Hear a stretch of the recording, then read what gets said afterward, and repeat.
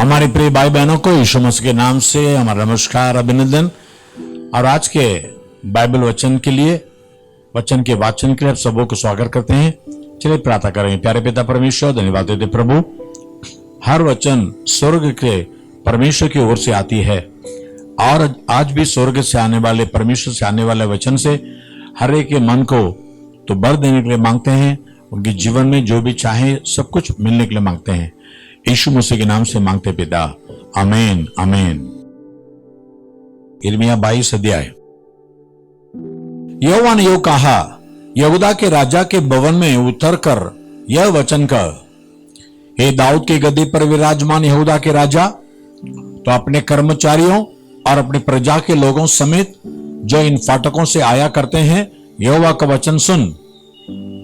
यहोवा यूं कहता है, न्याय और धर्म के काम करो और लुटे हुए को अंधेर करने वाले के हाथ से छुड़ाओ, और परदेशी, अनाथ और विधवा पर अंधेर व उपद्रव मत करो, न इस स्थान में निर्दोषों का लहू बहाओ।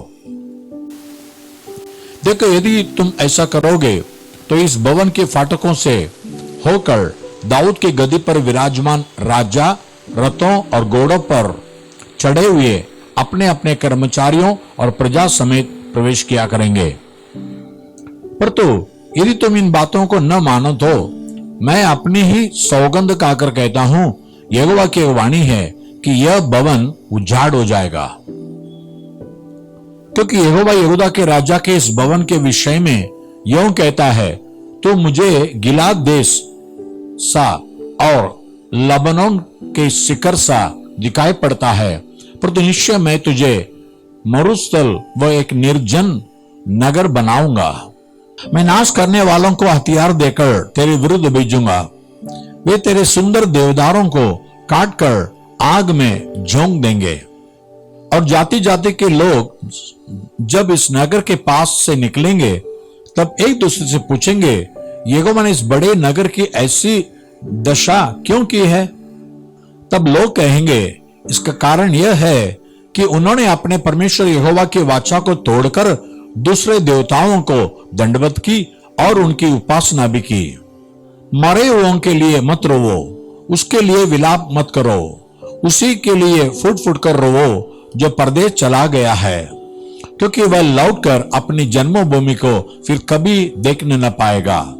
क्योंकि यहूदा के राजा योशिय्याह का पुत्र सल्लूम, जो अपने पिता योशिय्याह के स्थान पर राजा था और इस स्थान से निकल गया, उसके विषय में यहोवा यूं कहता है कि वह फिर यहां लौटकर न आने पाएगा। वह जिस स्थान में बंधुआ होकर गया है उसी में मर जाएगा और इस देश को फिर कभी देखने न पाएगा। उस पर हाय जो अपने घर को अधर्म से और अपनी उपरोटी कोठरियों को अन्याय से बनवाता है, जो अपने पड़ोसी से बेगारी में काम कराता है और उसकी मजदूरी नहीं देता।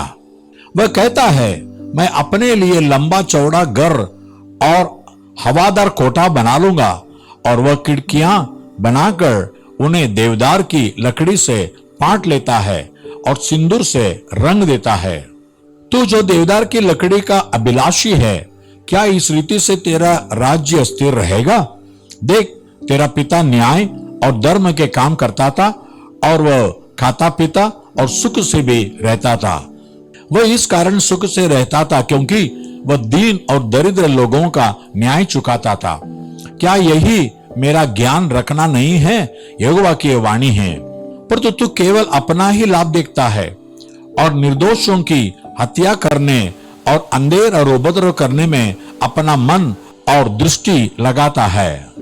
इसलिए योशिय्याह के पुत्र यहूदा के राजा यहोयाकीम के विषय में यहोवा यह कहता है कि जैसे लोग इस रीति से कह कर रोते हैं, हाय मेरे भाई, हाय मेरी बहन, इस प्रकार कोई हाय मेरे प्रभु व हाय तेरा वैभव कहकर उसके लिए विलाप न करेगा, वरन उसको गदहे की नाई मिट्टी दी जाएगी, वह घसीट कर यरूशलेम के फाटकों के बाहर फेंक दिया जाएगा।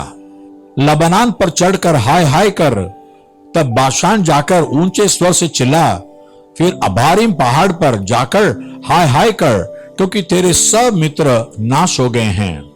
तेरे सुख के समय मैंने तुझको चिताया था, पर तो तूने कहा मैं तेरी न सुनूंगी। युवावस्था ही से तेरी चाल ऐसी है कि तू मेरे बात नहीं सुनती। तेरे सब चरवाहे वायु से उड़ाए जाएंगे और तेरे मित्र बंधुआई में चले जाएंगे। निश्चय तो उस समय अपनी सारी बुराइयों के कारण लज्जित होगी और तेरा मुंह काला हो जाएगा। हे लबानोन की रहने वाली, हे देवदार में अपना घोंसला बनाने वालों, जब तुझको जज्जा की सी पीड़ाएं उठे तब वो तो व्याकुल हो जाएगी।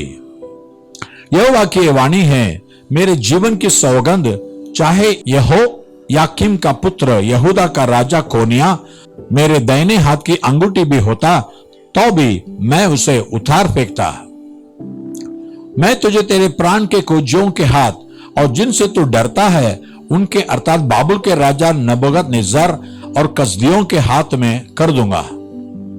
मैं तुझे तेरी जननी समेत एक पराये देश में जो तुम्हारी जन्मभूमि नहीं है फेंक दूंगा और तुम वहीं मर जाओगे। पर तो जिस देश में वे लौटने की बड़ी लालसा करते हैं वहां कभी लौटने न पाएंगे। क्या यह पुरुष कोन्या तुच्छ और टूटा हुआ बर्तन है? क्या यह निकम्मा बर्तन है? फिर वह वंश समेत अनजाने देश में क्यों निकाल कर फेंक दिया जाएगा? हे पृथ्वी, पृथ्वी, हे पृथ्वी, यहोवा का वचन सुन। यहोवा यूं कहता है कि इस पुरुष को निर्वंश लिखो, उसका जीवन काल कुशल से न बीतेगा और न उसके वंश में से कोई भाग्यवान होकर दाऊद की गद्दी पर विराजमान व यहूदियों पर प्रभुता करने वाला होगा। यशायाह 64 अध्याय। भला हो कि तो आकाश को फाड़ कर उतर आए और पहाड़ तेरे सामने कांप उठे। जैसे आग जांड जखांड को जला देती वह जल को उबालती है, उसी रीति से तू अपने शत्रुओं पर अपना नाम ऐसा प्रकट कर कि जाति जाति के लोग तेरे प्रताप से कांप उठे। जब तूने ऐसे भयानक काम किए जो हमारी आशा से भी बढ़कर थे, तब तो उतर आया, पहाड़ तेरे प्रताप से कांप उठे।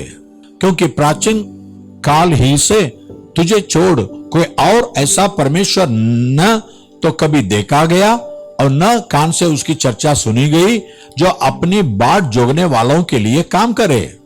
तू तो उन्हीं से मिलता है जो धर्म के काम हर्ष के साथ करते और तेरे मार्गों पर चलते हुए तुझे स्मरण करते हैं। देख, तू क्रोधित हुआ था क्योंकि हमने पाप किया। हमारी एक दशा तो बहुत काल से है, क्या हमारा उद्धार हो सकता है? हम तो सबके सब अशुद्ध मनुष्य के से हैं और हमारे धर्म के काम सबके सब मैले चितड़ों के समान हैं। हम सब के सब पत्ते की नाई मुरझा जाते हैं और हमारे अधर्म के कामों ने हमें वायु की नाई उड़ा दिया है। कोई भी तुझसे प्रार्थना नहीं करता, न कोई तुझसे सहायता लेने के लिए चौकसी करता है कि तुझसे लिपटा रहे, क्योंकि हमारे अधर्म के कामों के कारण तूने हमसे अपना मुंह छिपा लिया है और हमें हमारी बुराइयों के वंश में छोड़ दिया है। तो भी ये यहोवा, तू हमारा पिता है। देख, हम तो मिट्टी हैं और तू हमारा कुंभार है। हम सब के सब तेरे हाथ के काम है। इसलिए हे यहोवा, अत्यंत क्रोधित न हो और अनंत काल तक हमारे अधर्म को स्मरण न रख। विचार करके देख, हम तेरी विनती करते हैं, हम सब तेरी प्रजा हैं। देख, तेरे पवित्र नगर जंगल हो गए, सियोन सुनसान हो गया है, यरूशलेम उजड़ गया है। हमारा पवित्र और शोभायमान मंदिर जिसमें हमारे पूर्वज तेरी स्तुति करते थे आग से जलाया गया और हमारी मन भावनी वस्तुएं सब नष्ट हो गई है। हे यहोवा, क्या इन बातों के होते भी तो अपने को रोके रहेगा? क्या तो हम लोगों को इस अत्यंत दुर्दशा में रहने देगा? यशायाह 65वां अध्याय। जो मुझको पूछते भी न थे वे मेरे खोजी हैं, जो मुझे ढूंढते भी न थे उन्होंने मुझे पा लिया, और जो जाति मेरी नहीं कहलाई थी उससे भी मैं कहता हूं, देख मैं उपस्थित हूं। मैं एक हठीले जाति के लोगों की और दिन भर हाथ फैलाए रहा, जो अपनी युक्तियों के अनुसार बुरे मार्ग में चलते हैं। ऐसे लोग जो मेरे सामने ही बारियों में बलि चढ़ा चढ़ाकर और ईंटों पर धूप जला जलाकर मुझे लगातार क्रोध दिलाते हैं। एक कब्र के बीच बैठते और छिपे हुए स्थानों में रात बिताते, जो सुअर का मांस खाते और घृणित वस्तुओं का रस अपने बर्तनों में रखते, जो कहते हैं हट जा, मेरे निकट मत आ, क्योंकि मैं तुझसे पवित्र हूं। ये मेरी नाक में धुएं वह उस आग के समान है जो दिन भर जलती रहती है। देखो ये बात मेरे सामने लिखी हुई है, मैं चुप न रहूंगा, मैं निश्चय बदला दूंगा, वरन तुम्हारे और तुम्हारे पुरखाओं के भी अधर्म के कामों का बदला तुम्हारी गोद में भर दूंगा। क्योंकि उन्होंने पहाड़ों पर धूप जलाया और पहाड़ियों पर मेरी निंदा की है, इसलिए मैं यहोवा कहता हूं कि उनके पिछले कामों के बदले को मैं इनकी गोद में तौल कर दूंगा। यहोवा यूं कहता है, जिस बांदी दाख के किसी गुज्जे में जब नया दाख मधु भर आता है, तब लोग कहते हैं उसे नाश मत कर, क्योंकि उसमें आशीष है। उसी बांदी मैं अपने दासों के निमित्त ऐसा करूंगा कि सबों को नाश न करूंगा। मैं याकूब में से एक वंश और यहूदा में से अपने पर्वतों का एक वारिस उत्पन्न करूंगा। मेरे चुने हुए उसके वारिस होंगे और मेरे दास वहां निवास करेंगे। मेरी प्रजा जो मुझे ढूंढती है, उसकी भेड़ बकरियों तो शारोन में चरेंगी और उसके गाय बैल अखौर नाम तराई में विश्राम करेंगे।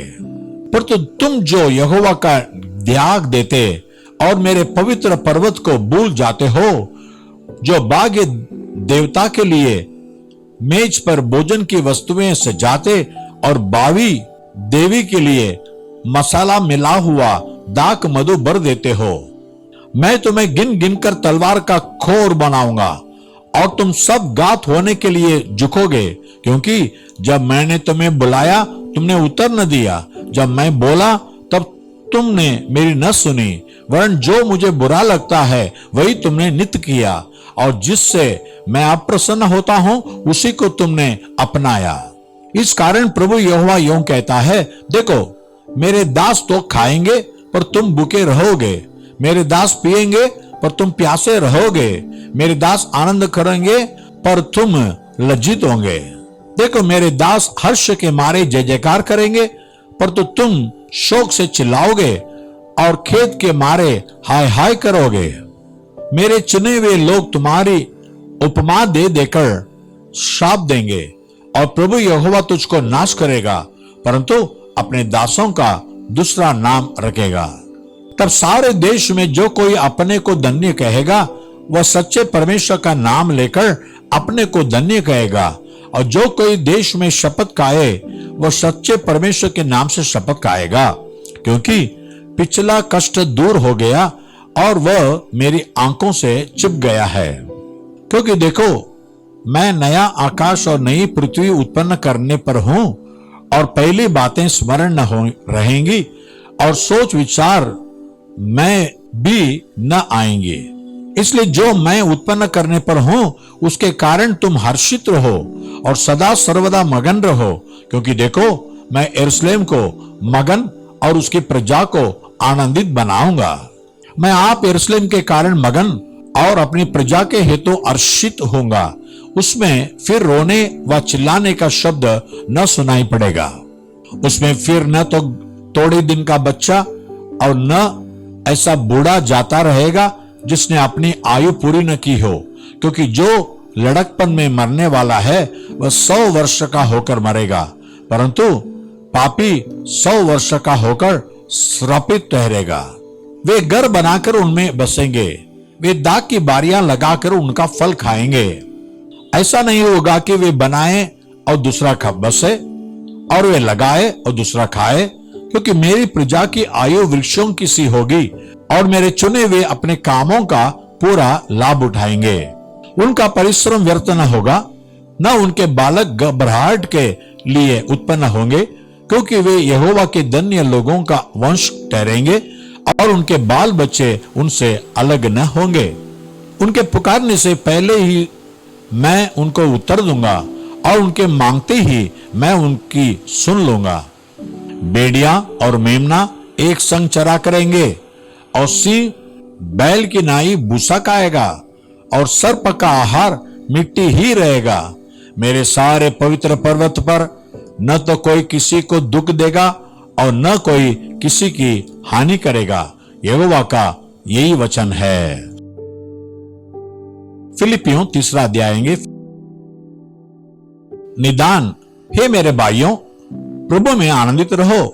वही बातें तुमको बार बार लिखने में मुझे तो कोई कष्ट नहीं होता और इसमें तुम्हारी कुशलता है। कुत्तों से चौकस रहो, उन बुरे काम करने वालों से चौकस रहो, उन काट कूट करने वालों से चौकस रहो, क्योंकि कतना वाले तो आमी हैं जो परमेश्वर के आत्मा की अगुवाई से उपासना करते हैं और मसीह यीशु पर घमंड करते हैं और शरीर पर भरोसा नहीं रखते।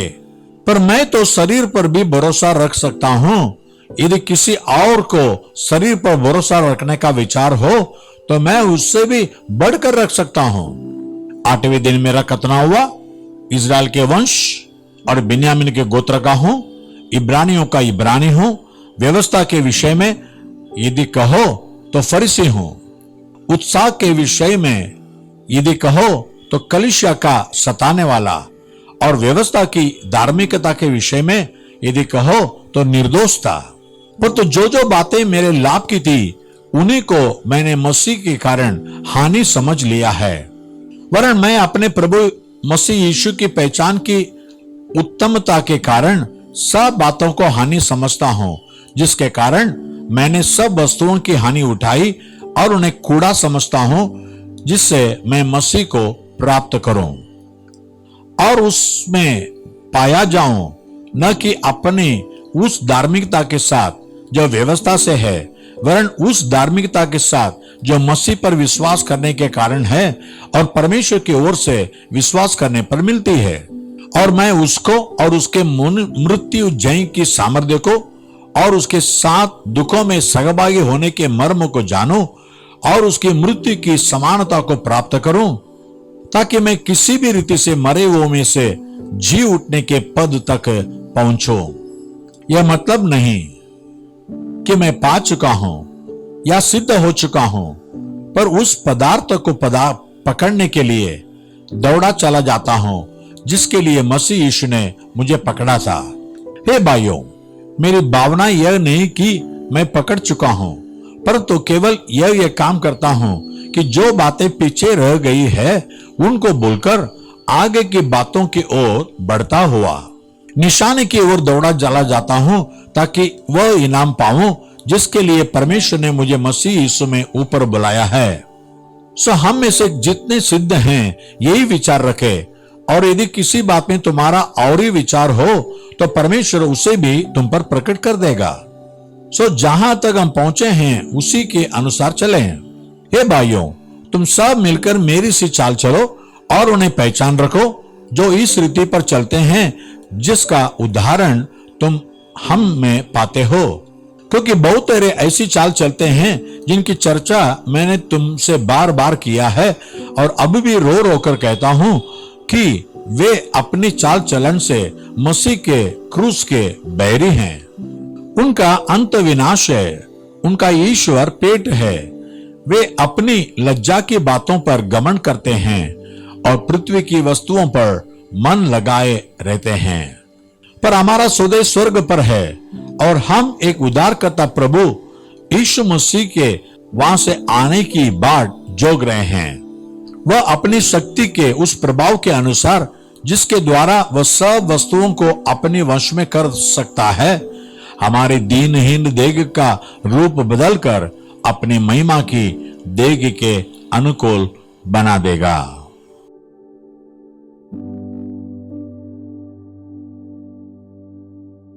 आइए प्रार्थना करें। प्यारे पिता परमेश्वर, धन्यवाद देते हैं पौलुस के समान हम भी उस दौड़ में चला जाना है ताकि उस इनाम को पाना है जो परमेश्वर हमारे लिए रखा है। प्रभु, वो स्वर्गीय इनाम है, स्वर्गीय मुकुट का इनाम है, स्वर्ग राज्य के देश का इनाम है, उसे हम जरूर पाना है प्रभु। इसलिए आज सही ढंग से परमेश्वर के प्रिय दौड़ हमें दौड़ने के लिए मदद कर, यीशु मसीह के नाम से मांगते हैं पिता, आमीन और आमीन। गॉड ब्लेस यू, प्रभु आपको आशीष करे, आमीन।